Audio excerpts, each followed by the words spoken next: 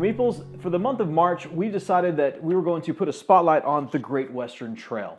And one thing that we decided to try, this is our first time, is to give you a resource on how to teach this game. Now, we need to kind of throw in some caveats there. This is not going to be a video or resource on learning the rules. In fact, if you're teaching this game, you need to know the rules to this game. And we'll have some other resources like a rule summary and that kind of thing going up as well. But this is more a methodology for teaching. Now, some of you guys, Shuck's one of them, by the way, that really likes things like the rule dump, right? And if that's you, then this video may not necessarily be for you, but there's a lot of us that also like to kind of organically learn this game or learn it a piece at a time and get a chance to practice by doing. And so that's what this method is teaching you. We're not rewriting the rules or even the starting conditions of future games, but for this first game we are changing some of the starting conditions just more to learn how to play. So we're going to start, if you were to teach this game, you would start by having all of the Cowboys lining up in front of Kansas City here. And of course you already know the rules of this game, so you know the significance of Kansas City. And I'm going to be playing the red player today, and we're going to be teaching the blue player here how to play as well. And so by demonstration, I'm going to go through the Kansas City steps first. Now here's the point to this, is we kind of, as you walk through the Great Western Trail, we want to have an understanding on what exactly it is we're trying to do. And by starting here, we give everybody at the table kind of that understanding at the beginning before we get going. So I'll go to step one. And at step one, I get to choose between one of these two hazards. And of course, this is a great time that you can explain how to place the hazards and where the hazards are located on the board. You can start explaining where the different icons and sections of the board are as you place the hazards, and then as they in turn place their hazards. Number two, I'm going to go and pick, most likely at this point you're picking an employee, a person for the job pool. And let's see, I'm going to just choose this guy for, maybe because he's the only one there and he's not out there yet. And now I'm going to demonstrate where he goes on the board, that I slide this token down and put him there. And then of course, that's something that they'll get to practice here in a moment. And then for step three, I'll choose another of the two options in the third slot here, one of the two, and I'll choose another employee, and again I'll just explain how exactly these set out on the board and which ones are available, as that might be a good time to explain how they're available and how they line up.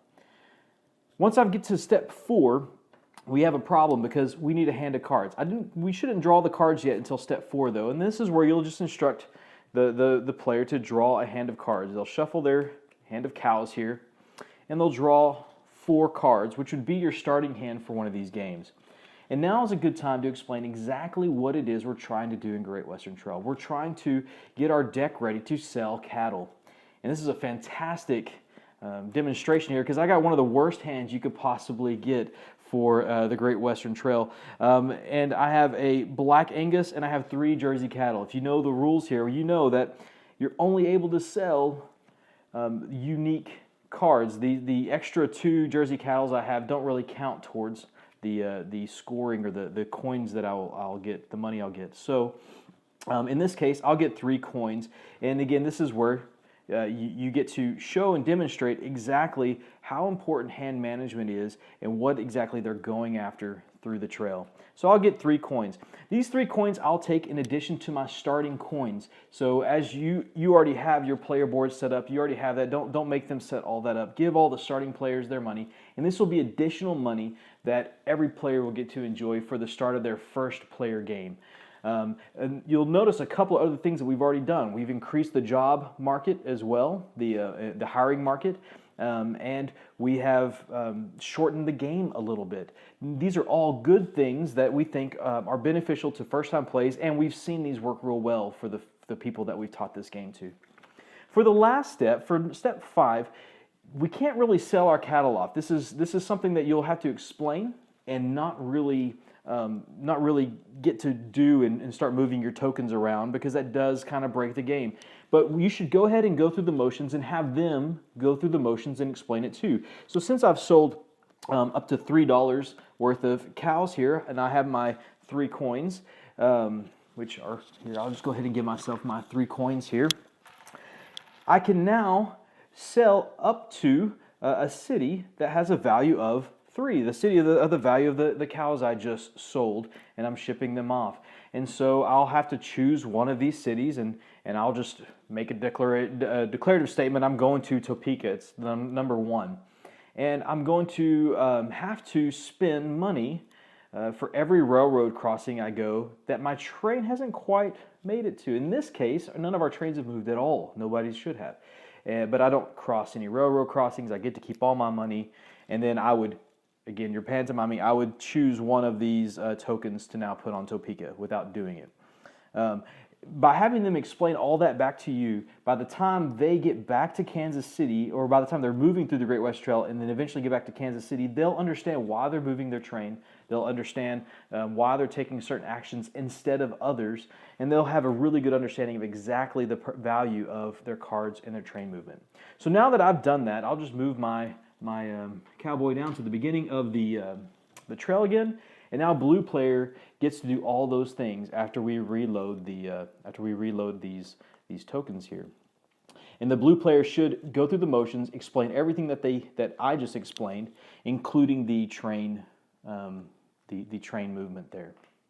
Okay, so blue player has taken their Kansas City run here. He explained everything really well to me on all the ins and outs, as well as maybe the other players around the table as well. We all have a little extra money in our hands than normal starting condition. That's okay. This doesn't break your first game by any means. It does change some of the balance, but not any more than any other first-time game issues do. We also have a larger job pool here for the market, and we've got some cheaper labor. We've got a shorter game on our hands, which isn't a bad thing for first games. At this point, we're all at the start of the trail. Now, officially, we're supposed to choose a building at the beginning of the game and just start by taking those actions. But we feel like this is a good time to start explaining the top row of the player mat here, starting with A, movement. Movement's such a simple thing in this game, it really, there's no reason to skip it and go straight to the actions. Before I do that, I did discard my cattle from the previous Kansas City run. I need to draw 4 cards, as well as everybody else at the table. And then I'm going to start my run. Right now I get a movement of 3, which is very simple. You just explain every piece of cardboard on this board is a space, and you can move up to that. So I'll go ahead and move my cowboy 2 spaces, maybe even just to demonstrate that you don't have to move the full 3. And then I'll explain just these simple actions there to everyone around the table. Once we start explaining actions and getting into the iconography, we do get into some of that rule dump, but some of that can't be avoided. We do have a reference guide available as well that might make this easier for certain players. But I'll go ahead and take the action that's listed there of I can discard a number 2 and grab some coins, as well as build a building with one of my workers. And I'll just kind of demonstrate what that is and answer the questions as they come up. Most likely the players will follow either your lead or the ones behind you. So some of them have already seen this action because they can only go 3 spaces, you see. So it's not necessarily a bad way to start your first game, moving through the spaces. As you move across the top row here, we've covered movement. You'll cover other things as they go on the hazards and taking the actions. But as they come up, that's when you start explaining how they take these actions and what actions are available to them. There's really no reason to, for example, talk about what you do at a building that you own until you own a building. You can talk about some benefits of owning buildings, and people will have those questions, but really your first turn is spent at a lot of neutral buildings. So start there. It's spent at crossing hazards, and then kind of unfold that as you go.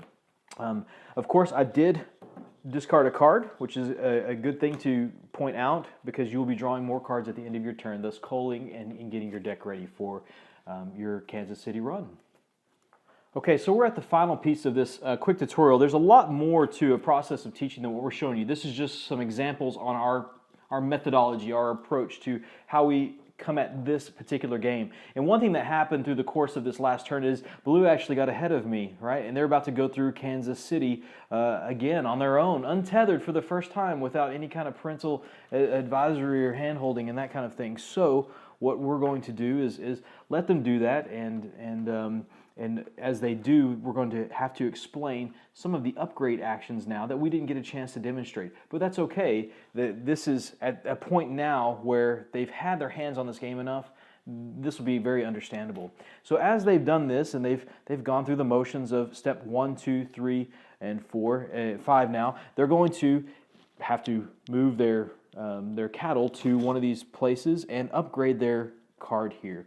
This is, of course, where we start explaining not necessarily what the actions are, we've done that, but how when you take a token off of the card, where it is liable to go, and how that affects things like, in particular, in-game scoring. And this is a good time to start talking about in-game scoring. They've already done many things, like maybe collected cattle, maybe even met some of their personal goals, possibly, that have given them some shield points. But at this point, we might want to officially bring up in-game scoring and points. Up until this point, you've given them enough information to make good decisions, but now they really need to know how to win. And it's very simple. Keep it as simple as possible. If you see a shield, it's exactly what you think it means. It's a point. This is very much a Euro game where you're scoring points. And of course, if it's a red number with negative numbers, it's exactly what you think that means. It's the negative points, the bad ones, the ones that sour and don't taste good. So that's where you will explain those things. There's more details, of course, on how to spin certificates that we weren't able to go through the first time through Kansas City. That is something that can obviously be brought up as this first player goes through, and you're giving them options, you're coaching them through. So obviously, this method doesn't necessarily cover all the ins and outs of Great Western Trail. There's a lot left to learn and teach about the game. That's why this is not a replacement of the rule book and not a in-depth how-to video, but more of when things come up and when to teach, and when that you decide as the teacher, the players need to know things for their first game. There's been suggestions, we've heard great suggestions before about even playing through a few steps, and if you don't finish the game, if you get halfway through and it's time to pack up, that's okay for a first game.